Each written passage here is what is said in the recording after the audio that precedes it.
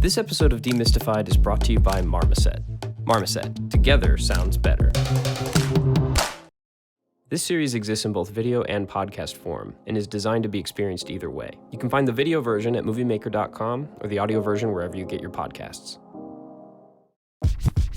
My name's Jake Bowen, and like many of you, I am an aspiring filmmaker. About a year ago, I left my day job to focus more of my time on filmmaking. And while I have made a lot of films, short films, music videos, web series, what I haven't made is the coveted feature film. For most of us, the feature film is the holy grail. Thing is, making one is really, really hard. And not just because it's grueling and expensive and time-consuming, though it is those things. It's also hard because the process is so mysterious. Now, I don't mean the artistic process. I'm talking about the rest of the process. How do you raise money for a film? Does your movie need a name actor to be successful? Do film festivals choose winners based more on merit or nepotism? If your film does get into a festival, what then? How do you make your money back? Do you need to make your money back? Should that even be the goal? And just when you think you've found some solid advice, the industry changes and renders that advice obsolete. With all that uncertainty, how do you get a successful feature film made? Well, a few years ago, my friends Jess Jacklin and Charles Beal were wondering that same thing. They, like many of us, had been sold on this idea that film festivals are the primary way to advance an indie filmmaker's career. But what they wanted from a film festival, what they think most short filmmakers and screenwriters want, is a pathway to their first feature. And they wished there was a festival that actually guaranteed that. Then, they thought, maybe we should make that festival. Studio Fest takes 5 directors and 5 writers. 1 writer and 1 director are chosen. Where the prize is to make a film. With prize money to actually fund a project. It's about helping emerging filmmakers actually get their first feature made. That's all any of us really want, right? That they want to see it till the very end, till it sees distribution. It's a really exciting model. I'm surprised nobody has come up with this idea before. One movie has come out of the Studio Fest process already, and the second one is on its way. We're in pre-production right now, in fact, and this time we want to show you the process. This series is going to be a behind the scenes of sorts, but not the kind you'd watch in a DVD extra. We'll show you the making of the movie, of course, but we're also going to show you the stuff you never see. Meetings with potential financiers and distributors, conflicts between the creatives, the financial stress and the doubt, the mistakes we make, and, hopefully, the triumph of emerging with a finished movie that will help launch the careers of 2 talented, as yet unknown filmmakers. From Studio Fest and Movie Maker magazine, this is Demystified, a series about an innovative new way to make movies and what it really takes to make an indie feature film.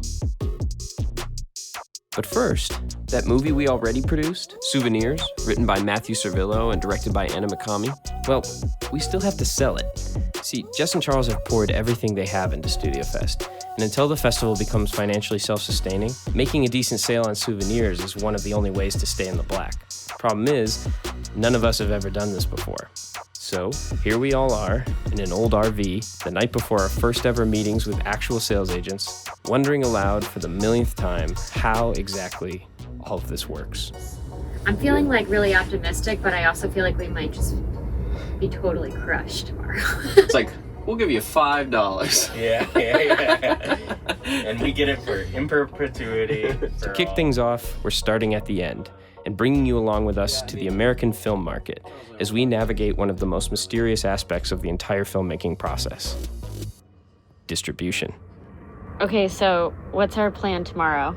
Our plan is to crash AFM. Our top priority is getting information, because a lot of people need to know this stuff and we need to know this stuff. But we're also crossing our fingers that we sell a movie. We emailed several distribution companies, told them we're trying to sell a movie, and asked if they'd allow us to record the meetings to show other filmmakers what the process looks like.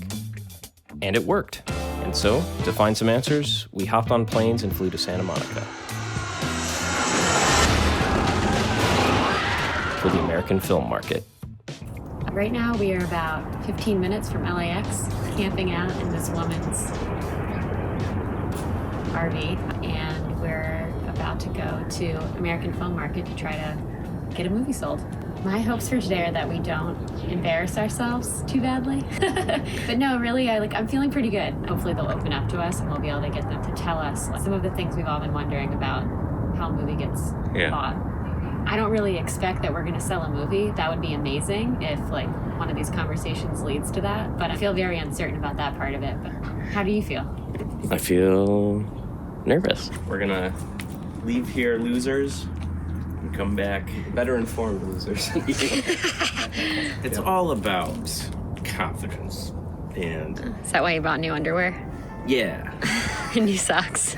and new socks, and new pants, and a new shirt. New shirt, new pants, new socks, new undies. We don't do enough laundry. It's not even about like feeling confident going in. It's just that you didn't do laundry. Yeah, Okay. it's all about confidence. The other day when I was cruising, I ran right into For one weekend each year, the Lowe's Santa Monica Beach Hotel becomes a bustling marketplace where filmmakers, distributors, and buyers do $1 billion of business out of their office suites. It may be something where they don't buy your movie, but they do like a sharing. We're How minutes would that away work? from our Like, first you get- meeting, and we're still speculating about how this stuff What works. would that deal look like? The majority of deals, I think, look closer to that. There's less upfront and more profit sharing. Currently, there's problems with creative accounting where people won't get anything because the film will never be profitable, technically. So they make enough to pay for them to stay in business and for their marketing costs, but you never see any money. Right. Potentially. Our first meeting of the day is with Glass House Distribution. As the name implies, they say their guiding principle is full transparency, which sounds pretty good to us. Trailer for this, Gutterbug. Oh, yeah. Didn't that one go to Slam Dance? Well, this is shot in a single continuous take. See how it goes. I'm excited. People feel open to talking to us. Like everyone has been on email at least, like very nice. Should we go find it? Yeah. All right, let's go for a walk. Waiting in the hallway for our appointment is a little nerve-wracking. First up is Michelle Alexandria. Michelle is the head of international sales at Glass House, I swear to God, I thought you were Jodie Foster because she's here. I'm sure you get that, so right? flattered as a kid all the time. and she's super nice, of course. I feel kind of stupid for being so nervous. Oh, it's rolling. Oh, no, great. Hi. Anyway, so tell me a little bit about you guys. We give her the Studio Fest spiel. Writer, director, first feature, 1-year timeline. A writer, and well, that's great. Yeah, it's really fun.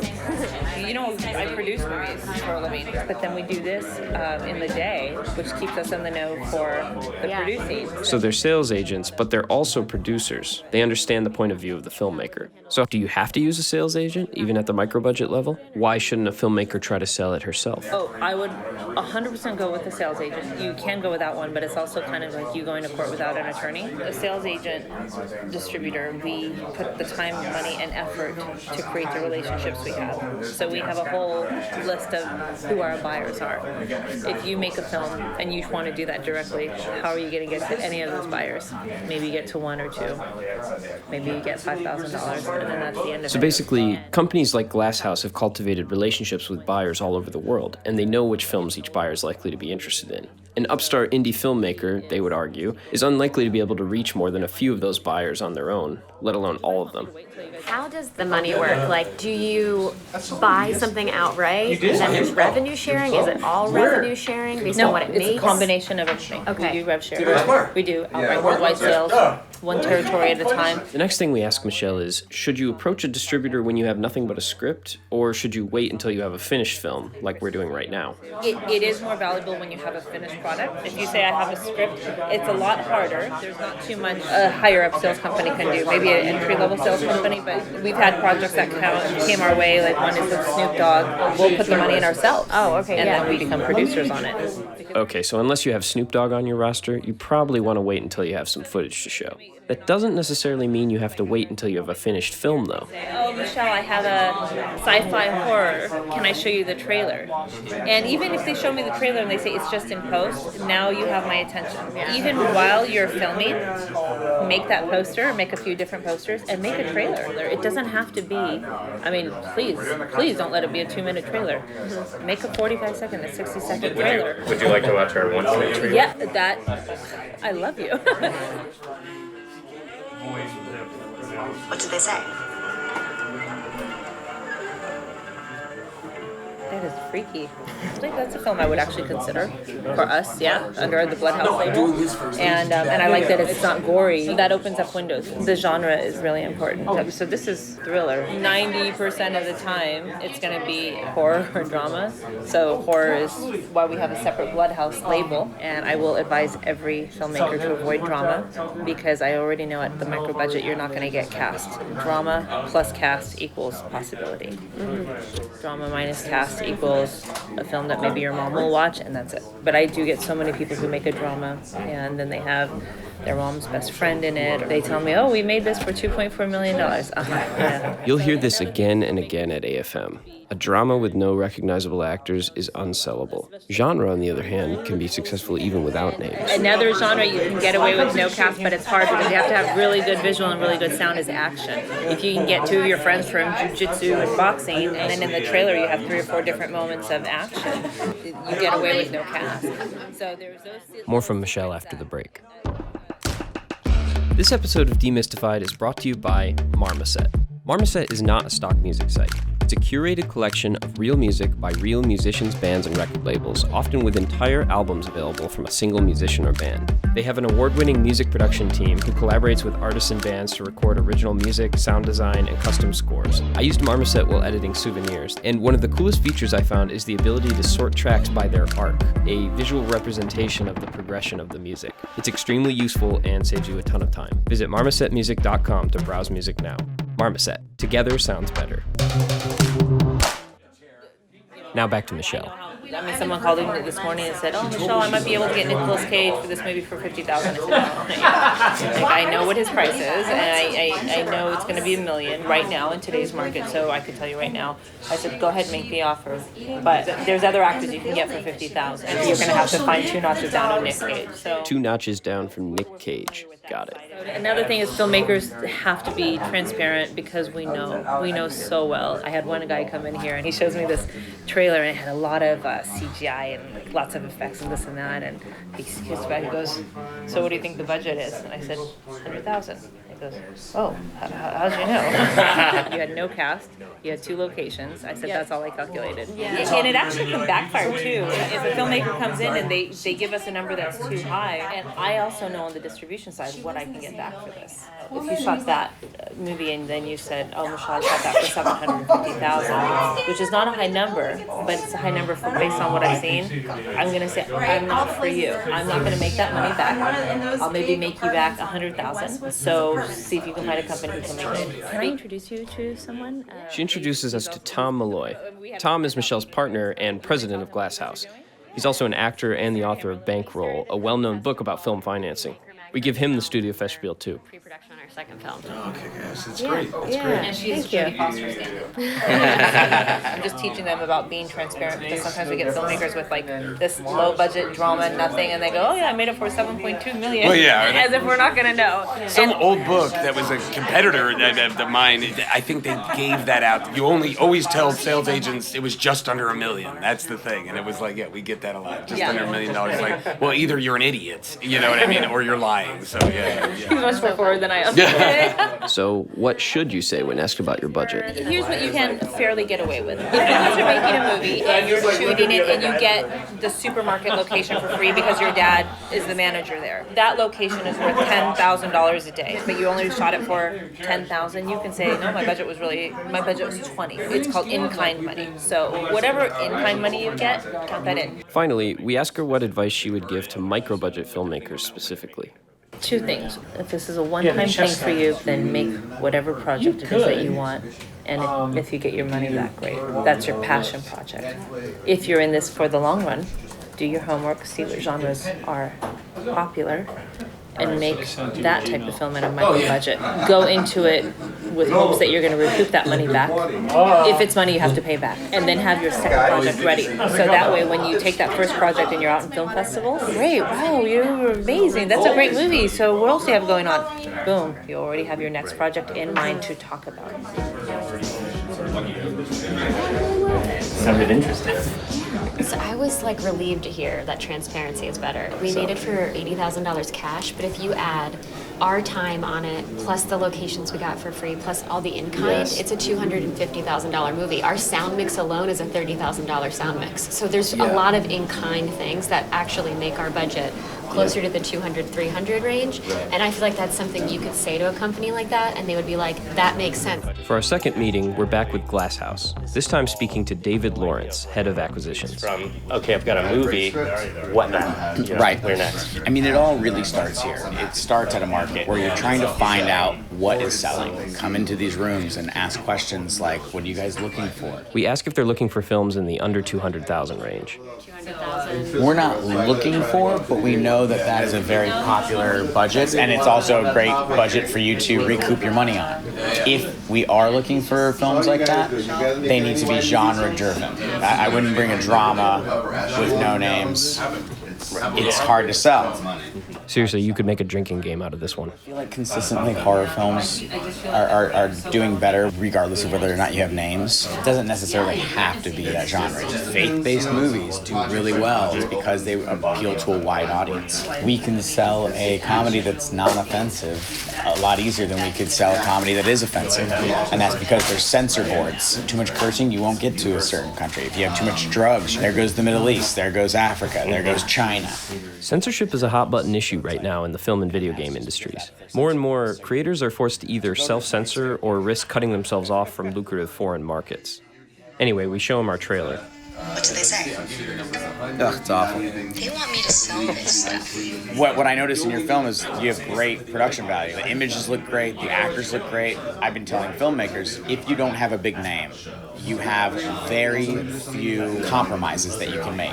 I don't like to lie and say, it's really good, but it's not for us. Because it's bullshit. I say, all right, congratulations on making a film. It's one of the most difficult things to do in the world. You made too many compromises for us to sell it. Next movie, less compromises, come back to our office, and hopefully we'll see something different. If it takes longer for you to plan your shoot, to get the right actors, take your time. Speaking of actors, one of the leads in Souvenirs is Jamie Donnelly, best known as Jan, one of the Pink Ladies from Grease. Is that something you feel like we should use when we're going into the room? Like, she's kind of an icon, you know? Yes, you could totally use her. It's not as attractive as like somebody who I just mentioned that like you automatically know who that is. Jane Lynch. Yeah. Do you know who Jane Lynch is? Yeah. That's a name. As soon as you say, well, she was in this and she was in that, Right. you've already like Caveated. Exactly. It doesn't hurt. It definitely helps. You always want experience. So what's the etiquette filmmakers should know when approaching a distributor? Email. Make an appointment. Obviously, be on time. Try not to bring an entire team. It fills up a room. There's other meetings going on. One or two people. Number one, I would say, do your homework. The more research you do about the distribution company, the better. You know this company has a movie kind of like yours. Be willing to send a link to the screener of the film. If you can't get a meeting, send the screener. I may make an offer. Have realistic expectations. You need to be patient if you want to make your money back. That is the goal. If it makes a little bit more, awesome. But you need to make your investor their money back so that they invest again, so you can make your second movie. Production value aside, how much of it is, this is a good movie, I enjoyed watching this? It's the most important part. I care about stories. I attach myself to every movie in here, so it does matter 100%. Next, we asked David to give us a ballpark impression of the kind of money an under $200,000 movie with no household names might expect to make. I think this is one of the most useful answers we got out of the whole trip. So hypothetical, let's say your movie meets all censor boards, and it's an entertaining movie, right? It's not a drama with no names, right? Take a drink. That's just like the best hypothetical, right? And all of our foreign buyers, for a no-name, they'll spend anywhere from 10 to 15 grand for their territory for 3 to 7 years in that territory, right? More than 150 territories. Let's say we get 50 of those, or 75 of those territories, and we sell the rights for $10,000 to each of those. And you got $70,000. What platforms do we want to put it on domestically? In other words, it is possible to make your money back. Now, what's to stop us from selling to Netflix or Hulu directly? Why don't I just go and knock on Netflix's door? Netflix or Hulu creates walls just like anybody else, security walls, right? Nets. And they filter. And one of their nets is distributors like us. We're the filter. I watch all the garbage. I find the gems. I take the gems to them. they give me a percentage for finding something for them. And because I've done that, we can get better deals for the filmmakers. Somebody without a relationship goes into Netflix and they go, we'll give you $5,000. We own your film for 8 years. It's exclusive. It can't be anywhere else. Do you want it on there or no? Do me a favor, send me the screener. Yeah. Yeah, we'd love for you to watch it. Yeah, I'd love to watch it. It looks great. It's fun. He gave some numbers, like 10 to 15 grand per territory, maybe you do 50 of them, whatever. That's some kind of hard numbers that I finally, it's not $5 per territory. In those 2 meetings, I feel like I got information that I've been starving for like years. I also don't want to be gullible. How hard do you think it would be for Studio Fest to say, okay, we're a distribution company, we're going to form relationships with distributors? I'd be curious to know what somebody that really values more art house type content say to those same answers. But it's all really interesting. I'm really glad we're here. Next time, as we continue to roam AFM, our initial optimism is met with some harsh reality. That one makes me feel the most rocky. It is disheartening to hear. How do big distributors like Mar Vista, Magnolia, or Vision Films answer these same questions? And in future episodes, we'll introduce you to the winners of Studio Fest as they begin the monumental task of making a feature film in 1 year's time. Demystified is a Studio Fest production presented by Movie Maker. This episode was narrated and edited by me, Jake Bowen. It was conceived and recorded by Jess Jacklin, Charles Beal, and Jake Bowen. And special thanks to Jared Grove for helping us out in a pinch. The theme song was composed by Patrick Patrikios. Additional tracks and music supervision were provided by Marmoset. You can find links in the show notes to some of the tracks used in this episode. To hear future episodes of Demystified, go to moviemaker.com or visit studiofest.com, where you can also learn more about Studio Fest and subscribe to the show. Thanks to our sponsor, Marmoset. Marmoset is a full-service music agency representing a highly curated roster of diverse and rare artists, bands, record labels, and vintage recordings for music licensing. Visit marmosetmusic.com to browse music now. Marmoset, together sounds better.